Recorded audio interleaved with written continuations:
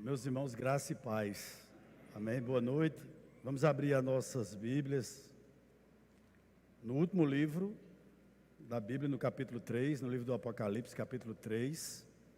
Nós estaremos lendo do verso 1 até o verso de número 6.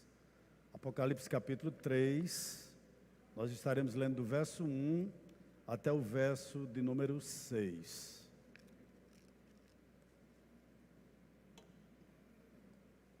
Amém? Os irmãos encontraram? O texto sagrado nos diz assim: ao anjo da igreja em Sardes, escreva: estas coisas diz aquele que tem os 7 Espíritos de Deus e as 7 estrelas. Conheço as obras que você realiza, que você tem fama de estar vivo, mas está morto. Fique vigilante e fortaleça o restante que estava para morrer, porque verifiquei que as obras que você realiza não são íntegras na presença do meu Deus. Lembre-se, pois, do que você recebeu e ouviu, guarde-o e arrependa-se. Se você não vigiar, virei como ladrão, e você de modo nenhum saberá em que hora virei contra você. Verso 4. Mas você tem aí em Sardes umas poucas pessoas que não contaminaram as suas vestes. Elas andarão comigo, vestidas de branco, pois são dignas. O vencedor será assim vestido de branco, e de modo nenhum apagarei o seu nome do livro da vida. Pelo contrário, confessarei o seu nome diante de meu Pai e diante dos seus anjos. Quem tem ouvidos, ouça o que o Espírito diz às igrejas. Amém? Vamos orar? Deus, nós te louvamos, nós bendizemos pela oportunidade que tu nos concede de estarmos mais uma vez reunidos com a tua igreja para meditarmos, pensarmos um pouco sobre a tua palavra, evidentemente crescermos em graça, crescermos em conhecimento. Que nessa noite, mais uma vez, Pai, tu possa falar o coração da tua igreja e que o teu nome seja engrandecido, louvado e temido no coração de cada um de nós que aqui estamos. Nós te pedimos isso nessa noite, em nome do teu Filho amado Jesus Cristo, pois ele vive e ele reina para todo sempre. Amém. Amém, meus irmãos? É interessante que, se você buscasse um título para essa igreja, você poderia dizer o seguinte, que essa era uma igreja viva morta, a igreja de Sardes. Mas antes de nós adentrarmos no texto, eu gostaria de fazer algumas observações acerca da cidade de Sardes, porque Jesus ele contextualiza algumas coisas que aconteceu em Sardes para o que estava acontecendo com a igreja. Interessante que essa cidade ela viveu o seu apogeu em 700 anos antes de Cristo, quando um rei chamado Creso governava sobre essa cidade. E nessa cidade corria um rio que era riquíssimo em ouro.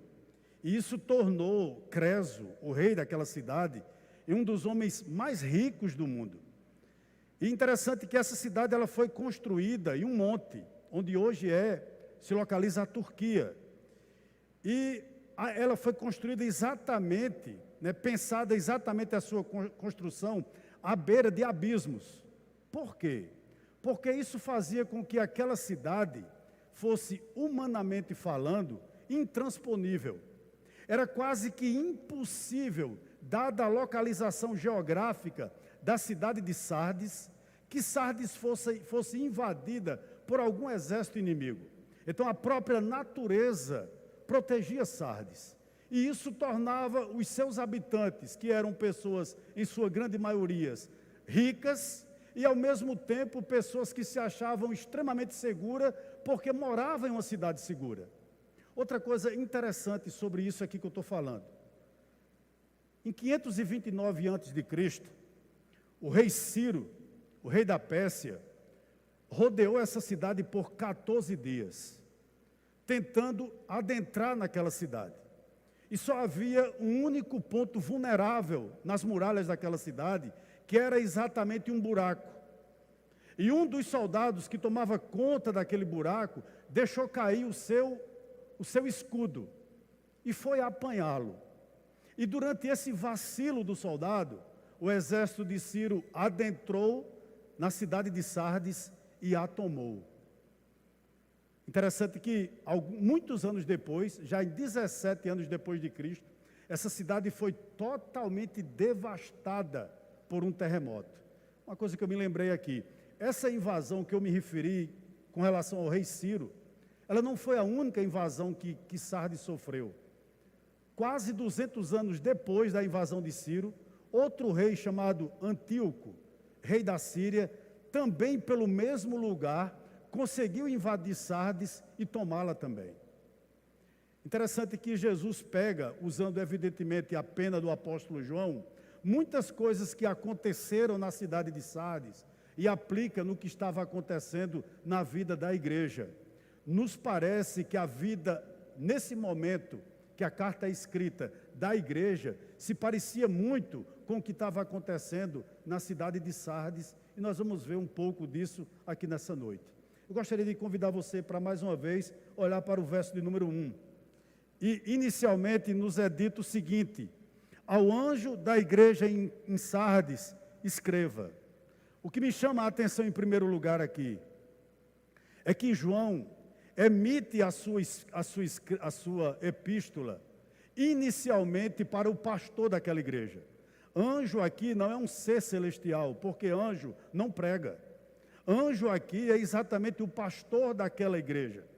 E o Cristo ressurreto faz com que João escreva uma igreja ao pastor que naquele momento estava pastoreando a igreja de Sardes.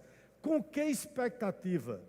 Qual era a expectativa do Cristo ressurreto ao endereçar primeiramente aquela igreja ao pastor daquela igreja? Eu acho que é evidentemente simples. Porque no coração de Cristo, há 2000 anos atrás, e ainda hoje, na mente de Cristo também, pulsa uma seguinte verdade, ou vibra uma seguinte verdade: uma igreja é impossível de ser reavivada se a palavra de Deus não é pregada. E interessante que é isso que ele vai dizer exatamente ao pastor. A expectativa era que o pastor lesse aquela carta e que ao mesmo tempo compartilhasse aquela carta com as suas ovelhas, versículo por versículo, contextualizando a mensagem, dizendo o que Deus tinha para eles naquele momento. Era e ainda é a grande expectativa de Deus com relação a quem ocupa esse lugar. Que seja fiel às Escrituras, que possa ser uma boca de Deus aqui nesse lugar. Essa ainda é a expectativa de Deus, como era para a igreja de Sardes. Por quê? Porque, como dizia Charles Spurgeon, ele dizia o seguinte, que Deus governa a sua igreja daqui.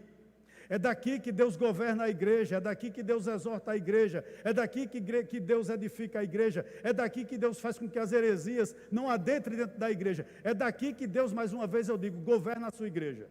E a expectativa era que o pastor pudesse ser fiel ao texto que ele havia recebido. E ele, antes de dizer o que ele tem a dizer à igreja, Jesus Cristo, como ele sempre faz, a cada igreja da Ásia Menor no Apocalipse, ele se apresenta de uma forma particular a cada uma. E aqui a igreja de Sardes, olha a maneira como o Cristo ressurreto se apresenta àquela igreja. Ele diz o seguinte, olha: essas coisas diz aquele que tem os 7 Espíritos de Deus e as 7 estrelas. É interessante pensar sobre isso, né? A maneira como Jesus se apresenta a essa igreja de Sardes. E ele se apresenta a essa igreja de Sardes como aquele que tem os 7 Espíritos de Deus. Irmãos, pense sobre o seguinte: na Bíblia, o número 7, ele simboliza perfeição. Ele simboliza completude.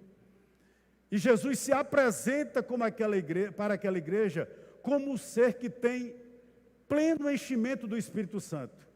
Como aquele que é pleno do Espírito Santo. Mas não só isso.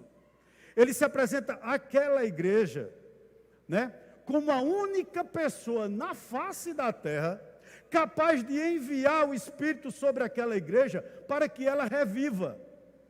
Então, o seguinte: a única expectativa que aquela igreja tinha de viver novamente, de reviver novamente. Não era fazer cultos descolados, não era, irmãos, tentar motivar a igreja de alguma forma com jantares, com almoços, com reuniões, não. A única alternativa que aquela igreja dispunha naquele momento era do próprio Cristo enviar o Espírito Santo sobre ela e fazer com que ela revivesse de novo.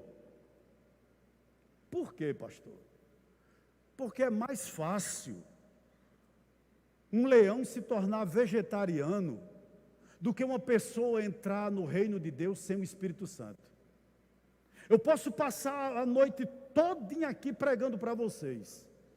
Há pessoas que sairão da mesma maneira, e outras que o Espírito Santo pegará essa palavra e aplicará no seu coração. Só pode reviver aquele que o Espírito Santo quer. E essa era a expectativa da igreja, ou pelo menos que se estava dando àquela igreja, que o próprio Jesus ressurreto enviasse o seu Espírito Santo para que aquela igreja pudesse reviver. Mas ele se apresenta também como aquele que tem o quê? As 7 estrelas. Mas me permita um parênteses aqui. Eu estava meditando e eu percebi uma diferença entre a igreja de Sardes, que nós estamos analisando aqui nessa noite, e a igreja de Laodiceia. Qual é a grande diferença entre a igreja de Sardes e a igreja de Laodiceia? Por quê? Porque Laodiceia só recebeu reprimendas. Laodiceia é uma igreja que ela não tem nenhum elogio por parte do Cristo ressurreto. Então você poderia me perguntar, pastor, qual a diferença entre Sardes, por exemplo, e Laodiceia? Laodiceia era o tipo da igreja que sempre viveu em cima do muro. Ela nunca, irmãos, foi quente, nem ela nunca foi fria. Ela, desde a sua fundação, ela foi morna. Ou seja, desde que Laodiceia foi fundada, ela era uma coisa só. Ela era uma igreja morna, ela era uma igreja em cima do muro. E a gente já viu em pregações passadas aqui que ficar em cima do muro é estar na presença do diabo, é fazer a vontade dele. Laodiceia era essa igreja. Tinha solução para Laodiceia? Claro que tinha. Mas Sardes era diferente. Sardes foi uma igreja que começou bem, mas aos poucos, Sardes foi morrendo. Ela era uma igreja que no início ela tinha vida, como muitos de nós, como nós começamos bem. Mas o problema nosso, de muitos de nós que estamos aqui, é que nós não damos continuidade. Nós não conseguimos caminhar bem como nós começamos. Sardes era muito parecida, talvez, com muitos de nós que estamos aqui nessa noite, que começamos tão avivados, que começamos tão motivados, mas aos poucos nós vamos perdendo o encanto, nós vamos perdendo aquele fogo inicial, nós vamos deixando de fazer aquilo que Deus designou para que a gente faça. Sardes era dessa maneira. Então essa era a grande diferença entre eles. Mas voltando para o texto, propriamente dito, ele se apresenta também como aquele que tem as 7 estrelas. As 7 estrelas pode ser um símbolo dos próprios 7 pastores, mas também pode ser um símbolo das 7 igrejas. O que Cristo está dizendo àquela igreja é o seguinte, olha, é um pecado eu chamar vocês para evangelizar e vocês dizerem, não é comigo. É um pecado Deus te dá um ministério, Deus te dá um serviço, e você dá de ombros. Por quê, pastor? Porque você está diante daquele que não só tem os 7 espíritos, aquele que pode reanimar, reavivar, fazer uma obra de avivamento na sua vida, mas você está diante daquele que conhece a igreja. As 7 estrelas, ou seja, toda a igreja da face da terra, ele tem nas palmas das suas mãos. E ele conhece os nossos bastidores. Ele conhece, irmãos, o que nós estamos fazendo, se é de forma relaxada ou não. Ele conhece se nós estamos dando desculpas para não fazer ou não. Ele conhece. É isso que ele está dizendo à igreja aqui. É pecado nós dizermos, irmãos, não é comigo. Por isso que ele termina no verso 6 dizendo o seguinte, quem tem ouvidos ouça o que o Espírito diz às igrejas, não é? Aquele que tem os 7 Espíritos de Deus, ou seja, aquele que pode lhe reanimar, aquele que pode trazer vida para você, é o mesmo, irmãos, que conhece a igreja por completo, todas elas. E ele continua dizendo o seguinte, olha, amarrando o que eu estou dizendo, eu já disse aqui no início, eu conheço as obras que você realiza. Eu conheço as obras que você realiza. Isso, uma declaração desse tipo, se essa carta parasse aqui, irmãos, já era coisa para a gente ficar de joelho. Quando o Cristo ressurreto diz o seguinte hoje à igreja do Médici: eu conheço as obras que você realiza. É interessante que esse termo aqui, obras, no original, a palavra no grego é erga, E-R-G-A. O que isso significa? Que obras não é somente aquilo que uma pessoa produz, mas também aquilo que está, irmãos, de forma não explícita na vida dele. Obras aqui não se relaciona apenas com aquilo que você faz fora do seu corpo, com aquilo que você produz com o seu corpo, não. É aquilo também que você faz e que não é visto, por exemplo, seus pensamentos, suas motivações. Então, erga no original era exatamente isso que eu estou dizendo. Deixa eu lhe dar um exemplo aqui, para tornar isso aqui mais claro. Obra aqui é a transformação de uma potência em um ato. Eu vou lhe dar um exemplo para você entender. O que é a potência? Seria a pedra bruta. E o que é o ato? É aquilo que você faz com essa pedra bruta. Por exemplo, a escultura que você torna, essa pedra bruta. O que é que Cristo está querendo nos dizer aqui? O que eu, irmãos, o que você que está aí sentado, tem feito com a potência que você tem? O que você tem produzido com o que Cristo tem lhe capacitado? Eu estava em um determinado lugar ali, irmãos, e uma pessoa recebeu uma mensagem do Senhor, dizendo que ela deveria se levantar para pregar para os mudos e surdos. E essa pessoa chegou para mim e disse: pastor, na minha igreja só eu sei Libras. Será que Deus quer que eu evangelize os surdos e mudos? E eu fiquei me perguntando, eu não disse a ela, né? Mas eu fiquei me perguntando, por que a dúvida? Se só tem você, se só tem ela, irmãos, naquela multidão de pessoas onde ela congrega, que dúvida aquela mulher ainda tinha que Deus queria que ela evangelizasse os surdos e mudos? Então é isso que eu gostaria de lembrar você aqui nessa noite. Quantos talentos Deus tem nos dado, meu irmão? E você tem feito o que com esses seus dons, com esses seus talentos? Nós temos enterrados, nós temos produzido o quê? Então é exatamente isso aqui, olha, eu conheço as tuas obras, e a pergunta que eu refaço para você aqui nessa noite é exatamente essa: o que nós temos feito com essa potência? O que nós temos realizado, irmãos, com o que nós temos recebido? O que nós temos feito? Eu posso lhe perguntar, hoje é culto de missões aqui, ó. Quantas pessoas hoje proclamam o nome de Cristo porque ouviu o evangelho da sua boca? Faça uma análise aí. Quantos anos você tem de cristão? Talvez 10, 15, 20 anos. Quantas pessoas hoje estão na fileira do evangelho por conta que Deus usou você? Pense aí. Ele continua o texto. Conheço as obras que você realiza, que você tem fama de estar vivo, mas está o quê? Mas está morto. Isso aqui me chama muito a atenção. Assim como a cidade de Sardes, a igreja vivia da glória do passado. Lembram? Sardes um dia foi uma cidade muito fortificada, muito luxuosa, uma cidade imponente, uma cidade que se gabava muito da sua segurança. Ela vivia do passado, ela não era mais. Assim também estava a igreja.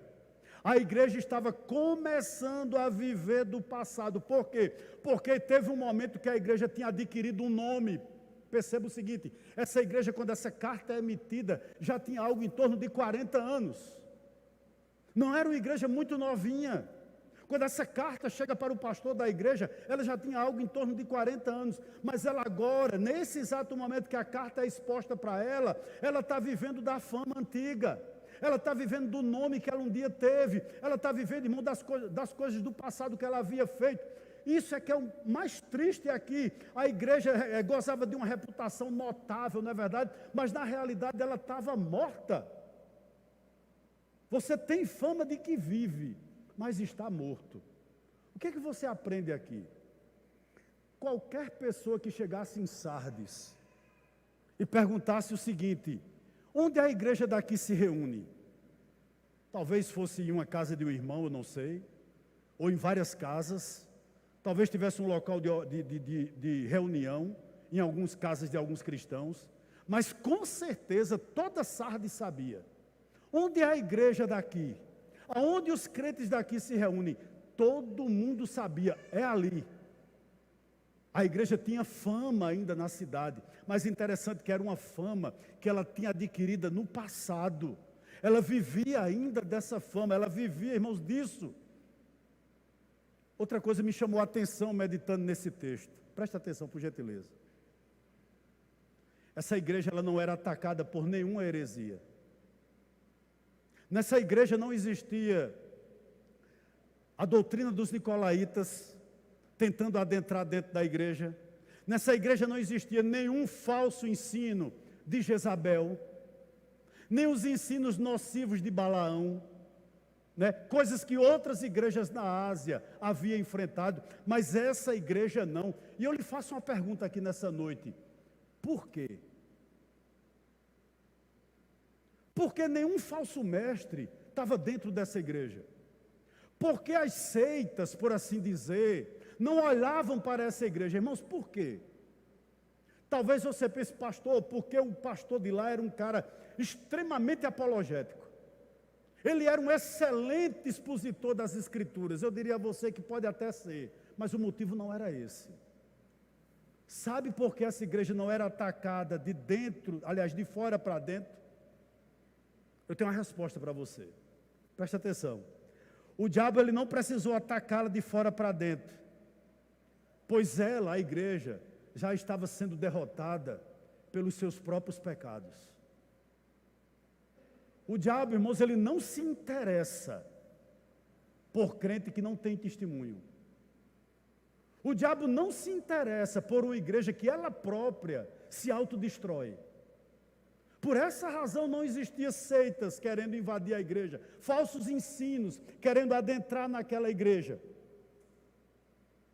Aos olhos de quem observava aquela igreja, por exemplo, os homens, quem sabe outras igrejas da Ásia Menor, como Tiatira, que ficava mais ou menos perto de Sardes, talvez aquelas pessoas olhassem para aquela igreja e fizessem o seguinte diagnóstico daquela igreja: que igreja viva, que igreja dinâmica, mas apesar do povo olhar para a igreja dessa maneira, aquela igreja estava morta.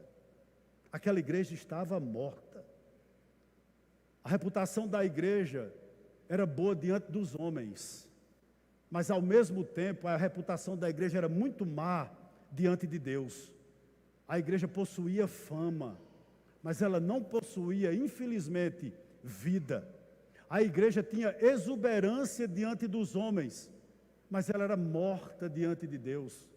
Outra coisa que me chamou a atenção aqui, abra seus ouvidos, por favor. Ô meu irmão, onde reina a morte pelo pecado, não a morte pelo martírio. O diabo não persegue uma igreja que não tem testemunho. Ele deixa que essa igreja se autodestrua. Para quê? Já estão perdidos. Ele não vai atrás desse tipo de cristão, porque eles próprios, nos seus pecados, eles já estavam se autodestruindo. Para que heresia? No nosso dia, para que um adventista bater na porta dele? Para que um testemunho de Jeová? Ele já estava se destruindo, já era alvo, já era caso praticamente consumado para o diabo. A igreja estava morta, e o diabo adora quando uma igreja está morta. Ele ama quando a igreja está morta. Verso 2. Olha o que Cristo diz àquela igreja: fique vigiando e fortaleça o restante que estava para morrer, porque verifiquei que as obras que você realiza não são íntegras na presença do meu Deus. Verso 2. Fique vigiando. Com Com certeza é uma palavra clara, né, ao líder daquela igreja. Mas também há um grupo que ainda estava de pé. Daqui a pouco a gente fala sobre esse grupo. Inicialmente, claro que a palavra era para toda a igreja. Mas Cristo manda primeiramente a mensagem para o pastor daquela igreja, para que ele vigie, para que ele acorde. Irmãos, todo pastor tem duas vozes. Com uma, ele apacenta a ovelha, e com a outra, ele afugenta o lobo. Todo pastor deve ter essas duas vozes. E quando ele recebe essa carta aqui, com certeza, toda a igreja, ela lembra do que havia ocorrido em Sardes. Sardes só foi invadida porque não vigiaram. Sardes só foi invadida a primeira vez porque o escudo daquele soldado, irmãos, caiu e ele deixou uma brecha naquele muro. Então, perceba bem o seguinte, muita coisa que Jesus fala para aquela igreja tem a ver com o contexto da própria cidade. O que era que Deus, Cristo estava dizendo àquela igreja? Ei, não flerte com o mundo, não vão para o mundo, tenham cuidado com o mundo, senão vocês vão ser totalmente destruídos. Vigiem, é isso que ele está dizendo. Meu irmão, eu vejo a figura de um pastor, sabe como? Como aquele marinheiro designado para o cesto da gávea, para aquele pontinho lá em cima do mar, lá em cima do barco. O pastor é aquela pessoa que deve ficar ali. Você me perguntaria, por quê? Como nós, pastores, poderemos anunciar a igreja terra firme, em meio ao mar agitado, irmãos, que caracteriza o nosso tempo? Como qualquer um de nós aqui, irmãos, podemos pregar para um incrédulo, mediante o mundo que nós vivemos, se nós não temos nenhuma expectativa de que nós temos um lar celestial, de que nós temos uma eternidade pela frente com Deus, que nós temos uma terra segura nos aguardando? Quem de nós pode pregar com segurança se isso não existe no nosso coração? E João diz inicialmente àquele pastor, ei, vigia, como se ele pegasse o pastor pelo paletó, claro que não tinha paletó na época, e dissesse o seguinte, balançasse ele e dissesse, ei, acorde, a sua congregação está indo para o inferno e você está dormindo. Mas ele dá outro conselho aqui, olha, fique vigiando e fortaleça o restante que está para morrer. E fortaleça o restante que está para morrer. Preste atenção aqui, meus irmãos. Eu não sei se você notou, ou já sabe disso. Sardes tinha 3 tipos de crente. 3. Primeiro, os que não eram crentes. Segundo, os negligentes, os que estavam para morrer. E interessante que tinha uma terceira classe. Uns poucos íntegros. A gente vai ver isso daqui a pouco. Os verdadeiros, que eram muito pouco na igreja de Sardes. E interessante o seguinte, né? Que muito me chamou a atenção. Que essa igreja, irmãos, ela não era uma igreja de portas fechadas. Preste atenção no que eu vou lhe dizer aqui nessa noite. A igreja tinha pastor. A igreja tinha exposição bíblica. Possivelmente havia um inário. As pessoas ofertavam, as pessoas dizimavam. Sabe? Não existia um templo como esse nosso, certamente, que só veio acontecer no 3º ou 4º século depois de Cristo. Mas ele se reunia em algumas casas de alguns irmãos. Existia comunhão entre eles. A igreja era uma igreja ativa. Aí você me perguntaria, pastor, qual era o problema? O problema é que a igreja se desligou do único alvo que podia tornar ela íntegra, viver para a glória de Deus. Você imagina o que é Cristo hoje olhar para mim e para você, olhar para a igreja do Médici e dizer o que ele diz aqui no verso de número 2, olha, fique vigilante e fortaleça o restante que estava para morrer. Por quê? Porque verifiquei que as obras que você realiza não são íntegras na presença do meu Deus. Qual era o problema da igreja de Sardes, irmãos? Uma igreja que começou tão bem, uma igreja que começou tão fervorosa. Qual era o problema daquela igreja? Eu vou dizer para você, ela começou a fazer concessões. Como isso é triste. Quando nós, como cristãos, começamos a abrir a nossa guarda, começamos a deixar brechas, começamos a fazer concessões. Eu disse a você o seguinte, que Sardes ficava muito próximo de Tiatira.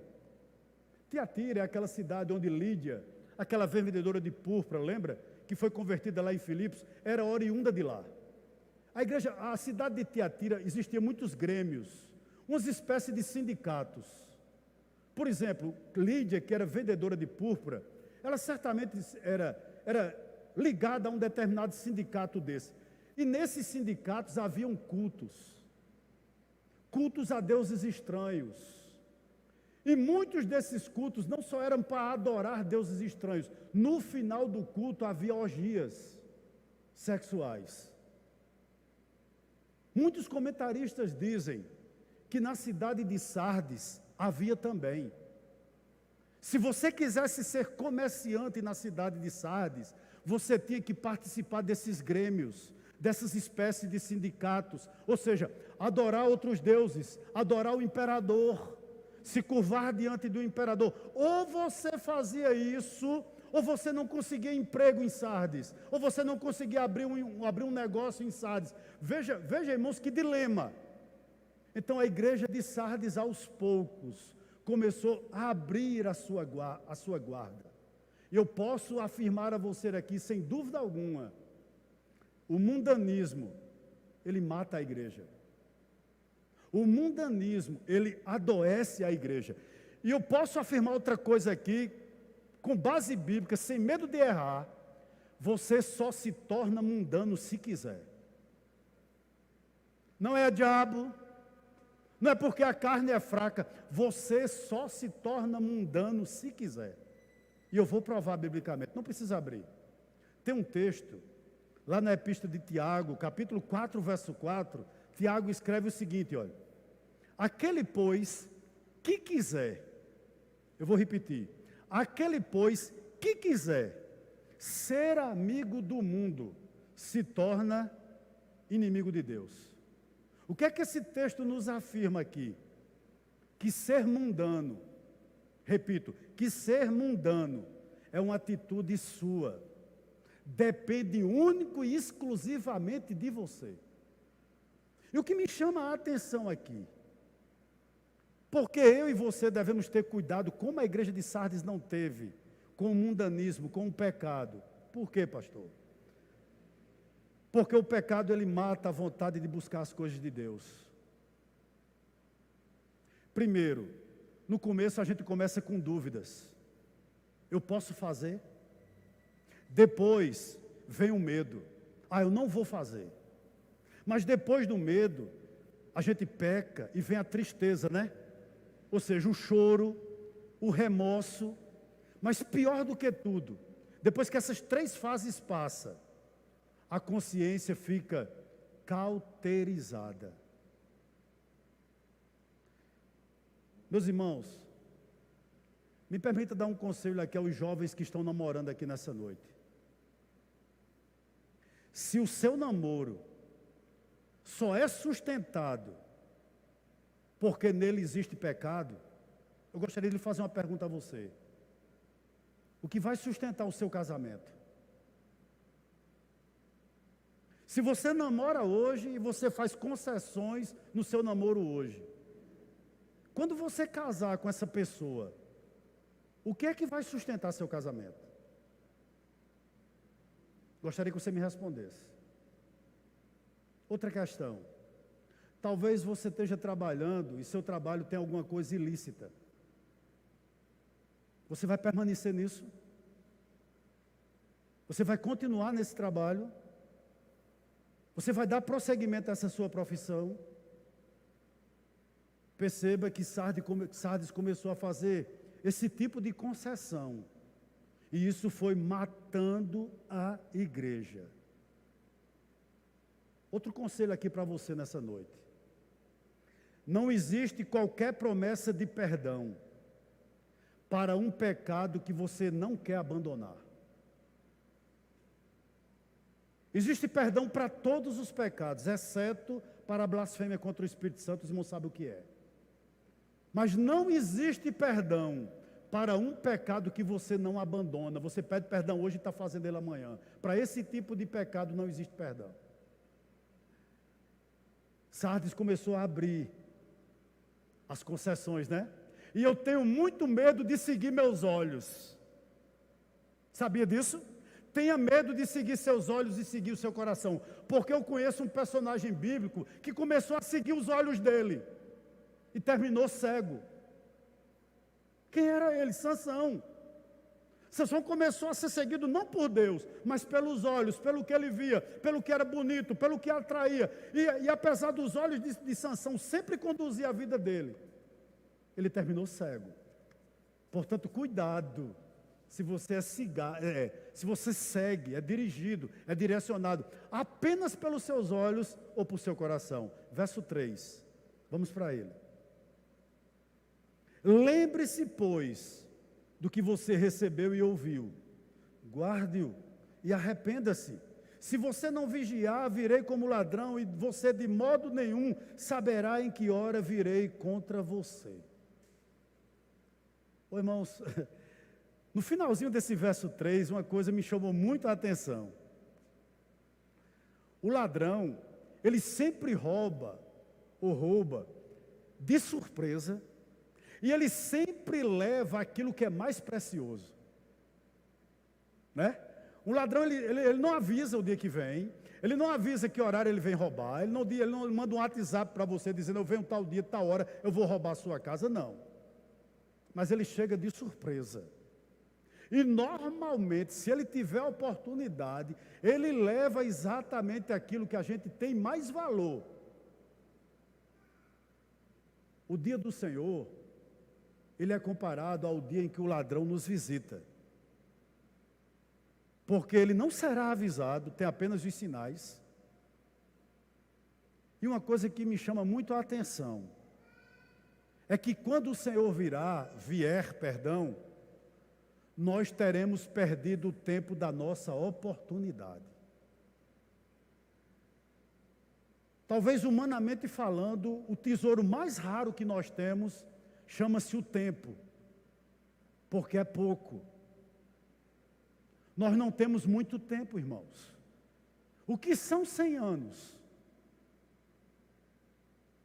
Nós não temos muito tempo. Eu e você, nós não temos muito tempo. Você pode viver 100 anos daqui para frente, é pouco. E quando Jesus vier, esse pouco tempo que nós temos é apenas o tempo da nossa oportunidade. Em outras palavras, eu não posso evangelizar outra geração. Eu não posso pregar para outro povo. Outra coisa, eu só tenho uma vida e você também aqui na terra. Faça com que ela valha a pena.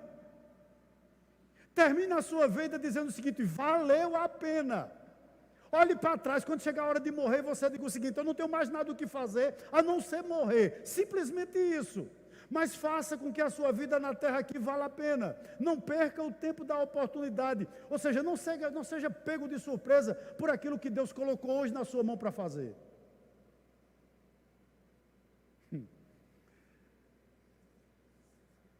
É interessante. Porque Sardes, que se achava tão segura, que se achava tão rica, como eu disse a vocês, né? 17 anos depois de Cristo, um terremoto arrasou aquela cidade. Toda a riqueza, toda a fortuna, todas as casas, todos os prédios, os templos pagãos, boa parte deles foram postos por terra. E eles viram que o dinheiro deles, que toda a sua luxúria, não passava de nada. Não passava de nada. Ontem nós tivemos aqui um culto muito legal. Infelizmente vieram poucos homens, apenas algo em torno de 20. E o pastor Jorge ministrava, ele dizia uma coisa, entre outras coisas, ele dizia algo muito interessante, que na família dele houve pessoas que possuíram muitos bens, mas já não tinha saúde para comer o que desejava porque não podia. O tempo da oportunidade de comer o que bem podia havia passado. As coisas na vida são assim, irmãos. Né? As oportunidades, eu já disse aqui algumas vezes, as oportunidades têm asas. segure-as. Hoje o pastor James ministrava aqui, falava sobre o tempo, e veio uma coisa rápida assim na minha mente. Eu digo, meu Deus, eu tenho 54 anos, talvez eu tenha mais 10 anos de vida útil, com 64 talvez eu pregue, com 70, eu não sei se eu já tenho mais, eu ainda tenho lucidez, eu ainda tenho força. Os irmãos estão me entendendo? Irmãos, a vida é curta, dura e incerta, essa é a grande realidade. Então aproveite agora, aproveite o hoje, faça, não deixe para, vou deixar para amanhã, não, não. E esse é o apelo de Deus àquela igreja. Olha o que olha assim no verso 3. Lembre-se, pois, do que recebeu e ouviu, guarde-o e arrependa-se. Ou seja, a igreja tinha algo em torno de 40 anos. E ela tinha vivido um bom momento, irmãos, um momento de glória, um momento áureo, né? Que tempo foi esse? Ei, foi um tempo que a igreja ouvia e a igreja punha em prática aquilo que tinha recebido. A igreja ouvia, meu irmão, a palavra que era exposta, ele acreditava, ela guardava no coração e mais, levava-se uma geração inteira ao arrependimento. Posso lhe perguntar uma coisa? Qual foi a última vez que você saiu daqui e disse o seguinte: como Deus falou comigo? Qual foi a última vez que você saiu daqui e você saiu com a seguinte certeza: eu preciso de me arrepender de algumas coisas, eu preciso melhorar nisso, né? A igreja de Sardes tinha perdido isso, e Cristo ressurreto faz um apelo a ela: olha, lembre-se que no início, há 40 anos atrás talvez, vocês ouviam a palavra, vocês guardavam a palavra, vocês punham em prática a palavra, ou seja, a palavra fazia a diferença. Oh, meu irmão, eu meditava nisso aqui, e eu fui levado à seguinte conclusão. Eu gostaria de dar um conselho para você. Sabe quando você detecta que você é um morto-vivo? Ou seja, sabe quando você detecta que tem alguma coisa errada na sua vida espiritual? É quando você não lê mais isso. É quando uma exposição bíblica já não faz mais diferença para você. É quando você já não sente mais necessidade, por exemplo, de amanhã, segunda-feira, de tirar um tempo e ler um texto e pedir a Deus: Senhor, fala comigo. Se isso não acontece com você, espiritualmente você está morto. Tá. Sabe por quê? Às vezes chega pessoas que dizem o seguinte: pastor, eu preciso estar no culto na terça, no domingo de manhã e no domingo de noite. Para quê? Domingo à noite é suficiente. Deixa eu fazer uma pergunta aqui. O que você comeu no almoço de domingo passado? Presta atenção aqui, irmãos. O que você comeu no almoço do domingo passado? Talvez você não se lembre, né? Mas foi o almoço de domingo passado que manteve suas energias, talvez segunda e terça da semana passada. Foi o almoço de ontem que fez com que você pudesse acordar e estar aqui hoje. Você comeu ontem. E por que nós não precisamos nos alimentar para nos manter firmes espiritualmente falando? Então, com certeza, uma das provas que você está morto espiritualmente é a perda do apetite pela palavra de Deus. Você não tem mais desejo de comer. Você já não tem mais desejo de se alimentar pela palavra. Espiritualmente, eu creio que você, se isso está acontecendo com alguém aqui, meu irmão, você está muito mal. Eu não vou ler o texto para não me alongar muito, mas eu gosto muito de Neemias capítulo 8. Eu até peço que você possa até ler esse texto em casa. Porque o texto lá, ele deixa algumas coisas claras. Que aquele povo se reunia como um só homem. Capítulo 8, verso 1. Que aquele povo, irmãos, estavam atentos. Capítulo 8, verso 3. Que aquele povo era reverente. A palavra de Deus estava sendo exposta e havia reverência. Sabe? Havia, irmãos, desejo de ouvir, desejo de escutar. Outra coisa que aquele texto fala a mim, o povo chorava copiosamente, verso 9 do capítulo 8, quando a palavra era exposta, mas ele também se alegrava no verso 12. E uma coisa que me chama muita atenção naquele capítulo 8, no verso 17, que o povo estava disposto a obedecer, né? Disposto a obedecer. Por quê, pastor? Porque no culto, naquele culto ali, não havia dispersão, não havia distração, não havia enfado, não havia esnobismo, não havia tietagem, mas a única coisa que aquele povo queria ali, a única fome que ele tinha, era a fome da palavra de Deus. Pense aí numa comida que você goste. Pense aí. Quando essa comida lhe é apresentada, seus olhos brilham, sua boca enche d'água, fica salivando, porque aquilo, irmãos, gera o que em você? Desejo, vontade de se alimentar. Interessante, quando a gente está doente, por exemplo, quando eu tive Covid, que a comida me era apresentada, a única vontade que eu tinha, a única coisa que eu sentia muito era náusea. Nada me alegrava a comer. Por quê? Porque eu estava enfermo. Se você não tem mais prazer em ler a palavra do Senhor, se você não tem mais prazer em ouvir sermões, meu irmão, eu sinto lhe dizer, espiritualmente você está muito mal. Verso 4. Mas você tem aí em Sardes, olha que coisa intrigante, irmãos. É o Cristo que conhece a igreja, está entendendo? O Cristo que conhece as 7 estrelas. Com relação a Sardes, ele diz o seguinte, olha, mas você tem aí em Sardes, o quê? Umas poucas pessoas que não contaminaram as suas vestes. Eles andarão comigo vestidas de branco, pois são dignas. Algumas coisas nos chamam a atenção nesse verso de número 4. E eu olhava para isso, e ao mesmo tempo, irmãos, quem não se entristece? A que conclusão você chega lendo esse verso 4? Primeiro lugar, a maioria daquela igreja não era salva.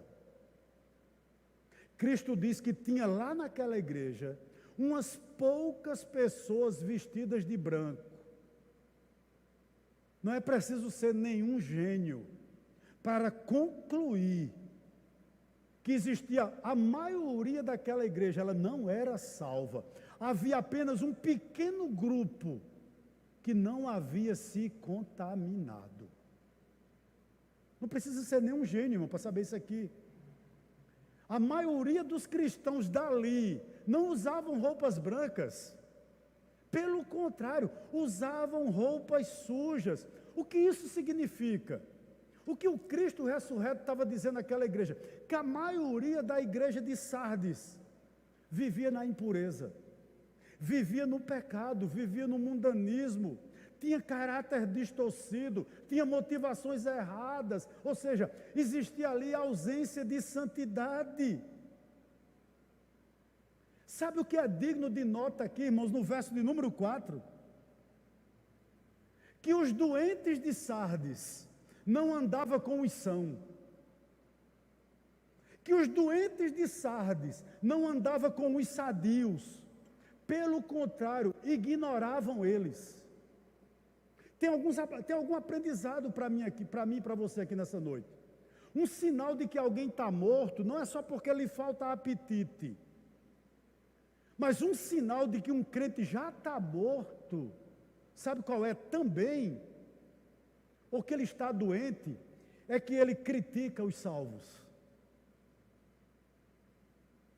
Um sinal de que alguém está morto, é que ele critica quem busca santidade.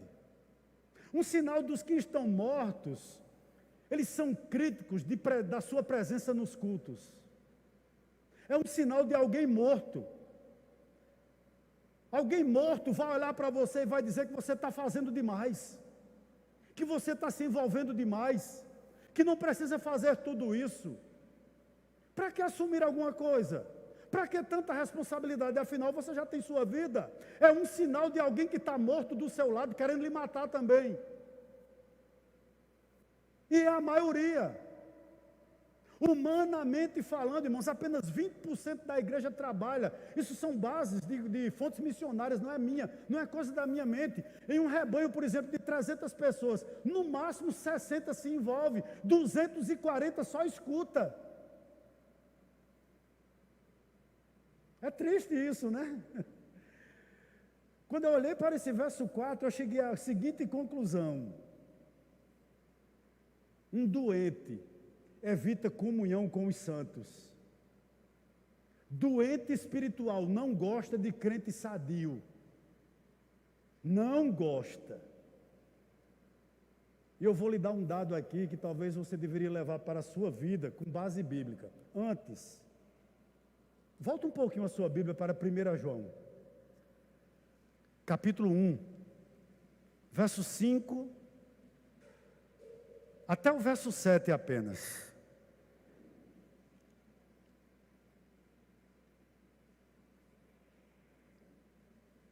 Diz assim, olha: a mensagem que dele ouvimos e que anunciamos a vocês é esta: Deus é luz, e não há nele treva nenhuma. Se dissermos que mantemos comunhão com ele e andamos nas trevas, mentimos e não praticamos a verdade. Se andarmos na luz, como ele está na luz, mantemos comunhão uns com os outros, o sangue de Jesus Cristo, seu Filho, nos purifica de todo pecado. Quem é luz, quem é sadio, anda na luz. Talvez eu vá lhe dar aqui um dado, uma fórmula, por assim dizer, entre aspas, que vai dizer a você se espiritualmente você está morto, com base nesse verso 1 do capítulo João, 1 João capítulo 1, do verso 5 ao verso 7. Pelas suas amizades, você consegue identificar sua saúde espiritual. Com quem você anda? Sabe por quê? Porque gente sadia anda na luz. O que esse verso 4 aqui está nos ensinando?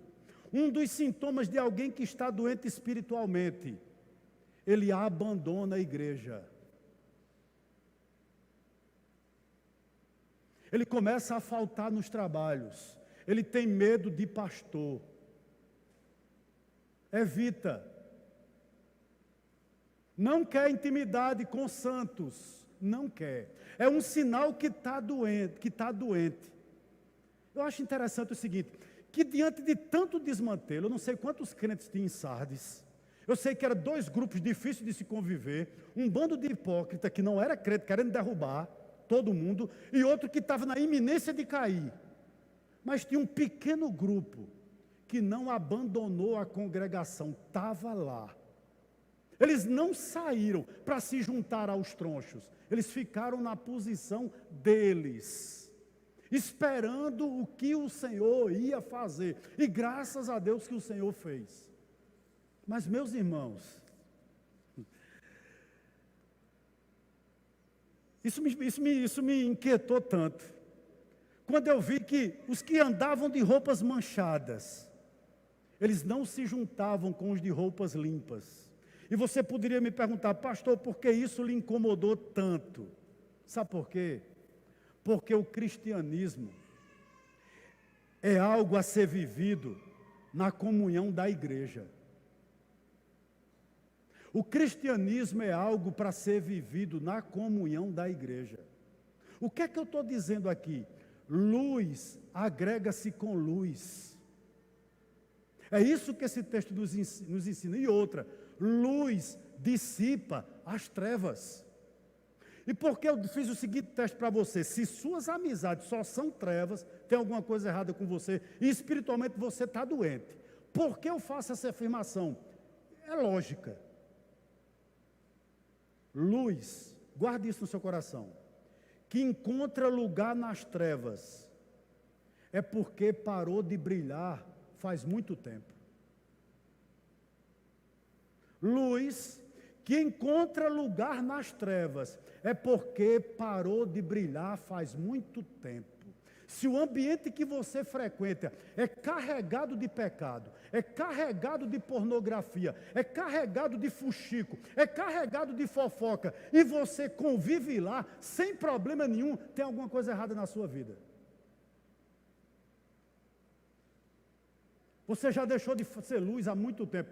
Interessante, irmãos, eu passo num local ali, todos os dias, né? Eu caminho 11 quilômetros todo dia, 11. Eu caminho lá pelo João Paulo, e eu passo num lixão lá. Interessante que quando eu olho para o lixão, eu vejo muitas lâmpadas jogadas.